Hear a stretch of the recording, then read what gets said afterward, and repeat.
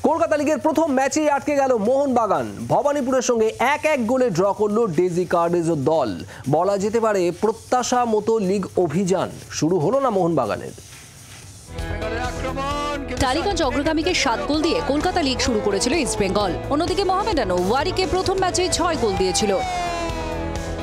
সেই তুলনায় মোহনবাগানের শুরুটা হলো অপ্রত্যাশিতভাবে। প্রথম ম্যাচে 3 পয়েন্ট তুলতে পারল না ডেজি কার্ডেজোর দল। ভবানীপুরের বিরুদ্ধে 1-1 গোলে ম্যাচ ড্র করল মোহনবাগান। মোহনবাগানের হয়ে ম্যাচের 8 মিনিটের মাথায় গোল করেন শিবাজিৎ সিং। তবে এই অ্যাডভান্টেজ বেশিক্ষণ ধরে রাখতে পারেনি সবুজ মেরুন শিবির। 27 মিনিটের মাথায় ভবানীপুরের হয়ে সমতা ফেরান জিতেন মুর্মু। ম্যাচের প্রথমার্ধে হয় 2টো গোল। দ্বিতীয়ার্ধের চেষ্টা করেও গোল করতে পারেনি কোনো দলই। প্রথম ম্যাচে পয়েন্ট নষ্ট করায় হতাশ মোহনবাগান সমর্থকরা। ব্যুরো রিপোর্ট, জি 24 ঘন্টা।